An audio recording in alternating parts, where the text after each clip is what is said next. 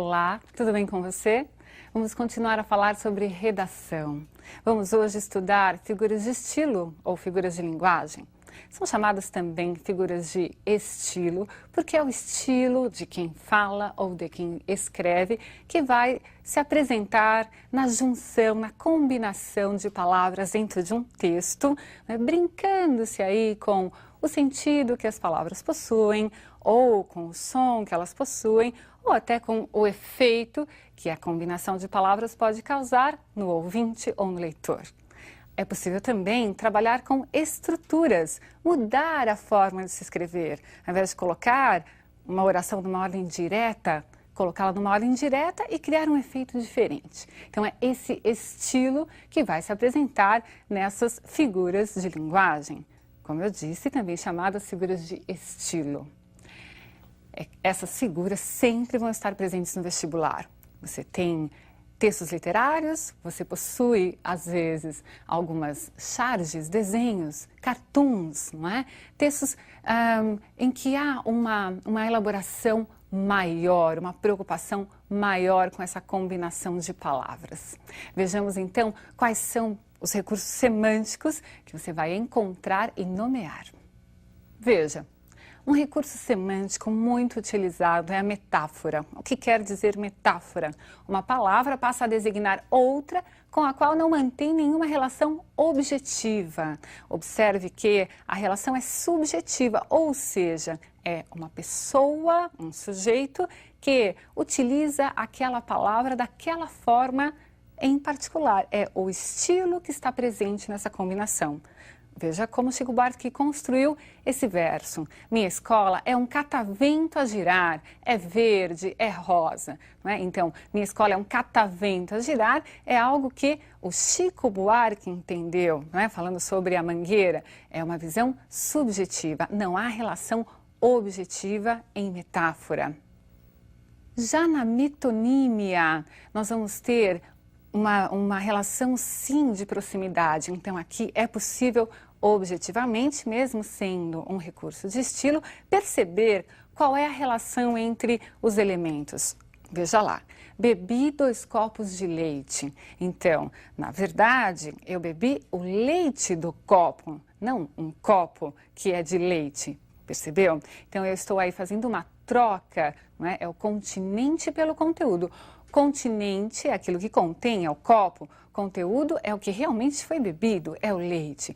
Então, isso é uma metonímia. E há uma espécie de metonímia, algo bem mais específico, que é a sinédoque. Neste caso, uma palavra de sentido amplo substitui uma de sentido restrito.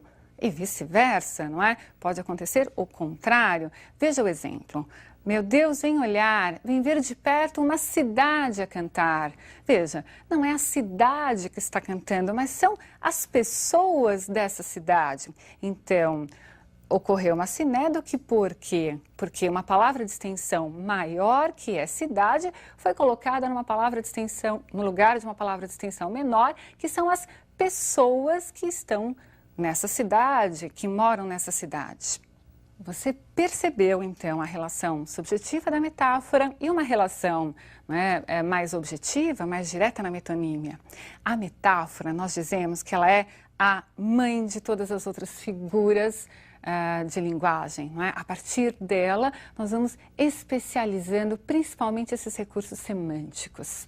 Vamos ver outros recursos que você vai não só identificar, como classificar no vestibular.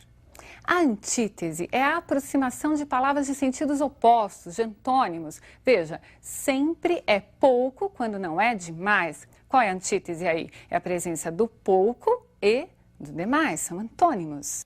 Outro recurso, paradoxo. Aqui não há simplesmente palavras de sentido oposto, mas ideias de sentido oposto, ideias que se contradizem. Falhei em tudo, como não fiz propósito nenhum, talvez tudo fosse nada.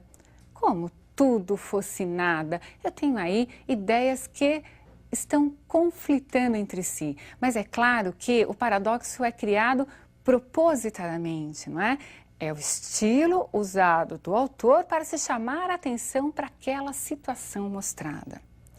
Eufemismo é a atenuação de uma palavra ou expressão com sentido desagradável ou incômodo. Veja, meninos ficando azuis e desencarnando lá no Brejo da Cruz. Qual é o eufemismo aqui? Ao invés de dizer meninos ficando azuis e morrendo lá no Brejo da Cruz, e mesmo esse ficando azuis já é um indicador para o eufemismo que se vê, não é? O desencarnando, ao invés de dizer que eles morrem, se diz que eles ficam azuis, que eles estão desencarnando. Então, troca-se uma palavra que seria de forma direta, mas incômoda, por algo que a atenue, não é? Então, fala-se como uma fêmea, é o eufemismo, de forma mais sutil. Veja a hipérbole. A hipérbole é o exagero na expressão de uma ideia. A hipérbole vai aparecer em muitos textos literários, principalmente, né, em textos poéticos. E se você quiser se lembrar de um trecho muito famoso, lembre-se de trechos falando sobre o amor da Inês de Castro e do Dom Pedro no episódio lírico de Os Lusíadas. Bom, mas veja outro exemplo aí. Passava um verão, água e pão, dava o meu quinhão para o grande amor. Passar um verão só com água e pão, né, por causa do grande amor, há um certo exagero. É para dizer que se ama tanto que se faz qualquer coisa para estar ao lado desse amor. Percebeu? Eu falei dessa história da Inês de Castro e do Dom Pedro porque se diz na narrativa dos Lusíadas que a Inês era tão apaixonada pelo Dom Pedro que ela falava tanto o nome dele que até as florzinhas por onde ela passava sabiam o nome do seu amado. Isso está lá nos Lusíadas, para você ter uma ideia de como esse recurso pode ser utilizado em poemas e mesmo em textos em prosa. Vejamos mais alguns recursos que você pode classificar e identificar na sua prova vestibular. A ironia. Você faz uso da ironia no seu dia a dia. Pense bem, é a utilização das palavras de forma a, pelo contexto, sugerir o oposto daquilo que se está transmitindo. Esse trecho é um fragmento, não é, de um poema muito famoso chamado Tabacaria, do Álvaro de Campos, que é um heterônimo do Fernando Pessoa, que você verá em literatura. Mas veja que interessante. Come chocolates. Olha que não há mais metafísica no mundo senão chocolates. Olha que as religiões todas não ensinam mais que a confeitaria. Come, pequena suja, come. Ele está ironizando a situação, não é? Dizendo, você está comendo chocolate e não está pensando em absolutamente nada, não é? E esse pequena suja nos indica que ele não está dizendo para que ela coma chocolate e sinta prazer, não é? Em comê-lo. Você percebeu essa ironia? Assim como você diz para alguém, nossa, como você está gentil hoje, quando alguém fala de forma mais agressiva com você. É o contexto que vai revelar a ironia. A gradação é encadeamento de palavras ou expressões de forma crescente ou decrescente, segundo seu sentido. Sentido de quê? Sentido das palavras ou expressões. Outro trechinho de um poema do Álvaro de Campos. Sou o intervalo entre o que desejo ser e os outros me fizeram. Ou metade desse intervalo, porque também a vida, sou isso, enfim. Veja, ele diz que é o intervalo, e diz que é metade desse intervalo e depois se reduz a um mero isso, não é? Então há aí uma gradação de ideias. A gradação pode ser só entre palavras, não importa. Importa que você perceba essa intenção de se ampliar ou de se reduzir uma ideia no texto. A personificação ou a prosopopeia, não é? Esses dois nomes aparecem para designar uma figura de linguagem que consiste na atribuição de características de seres animados a seres inanimados ou irracionais. Veja, o vento canta para ninguém. O vento não canta, quem canta são as pessoas. Então eu tenho uma atribuição de uma ação cantar a um elemento que não canta. Eu posso ouvir o som do vento, mas dizer que ele canta é personificá-lo, é dar vida a esse vento. A catacrese. A catacrese é, na verdade, uma metáfora que se cristalizou, quer dizer, que se fixou no vocabulário pelo uso. Usou-se tanto que passou a designar uma própria coisa. Então veja lá, eu tenho a asa da xícara quebrou. A asa, uma xícara tem asa? Como não havia um outro nome para designar aquele suporte, enfim, onde se segura a xícara, se diz asa. Mas há outros exemplos clássicos, como ele embarcou no avião. Embarcar é entrar no barco. Entrar no avião seria o quê? Como não há outra palavra, por extensão, passou-se a usar o embarcar. Para você ter aí mais um exemplo. Muito bem, vamos ver também alguns recursos sonoros. Então é possível trabalhar com a sonoridade das palavras. Às vezes repetindo consoantes, outras vezes repetindo vogais, outras vezes só reproduzindo os sons. Vamos ver as definições e os exemplos.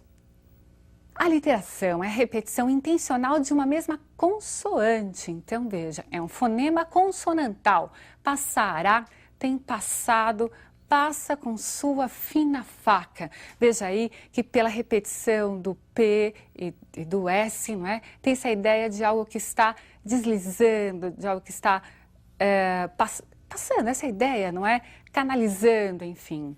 Assonância é a repetição de uma vogal. Olhe lá, sou Ana da cama, da cana, fulana, bacana, sou Ana de Amsterdã. Veja quantos as estão presentes aí nesses versos do Chico Buarque. E outra figura de linguagem que você vai observar é a onomatopeia. Então é a tentativa de reprodução de sons e ruídos. Mais um trechinho do Álvaro de Campos. Por isso que, sei lá o que é, vai, passa, como um ligeiro estremecimento. E aí ele usa a onomatopeia, não é? O tá, tá, tá. Esse T repetido não é uma aliteração, mas é a intenção de falar, de mostrar o estremecimento, não é? Vejam que ele usa um T, um traço, outro T, dois traços, outro T, três traços, até chegar lá ao T reticências. O volante dentro de mim para. Percebeu? Muito bem. Essas são algumas figuras sonoras e nós vimos aí as figuras de linguagem utilizadas para se trabalhar o sentido, o significado das palavras. Você pode também utilizar em seu texto, compor texto utilizando figuras de linguagem. Você tem um estilo e você deve saber como brincar com as palavras quando for possível fazê-las. Não em texto objetivo, mas em textos como a narrativa, que lhe permitem esse recurso. Um grande abraço e até a próxima aula.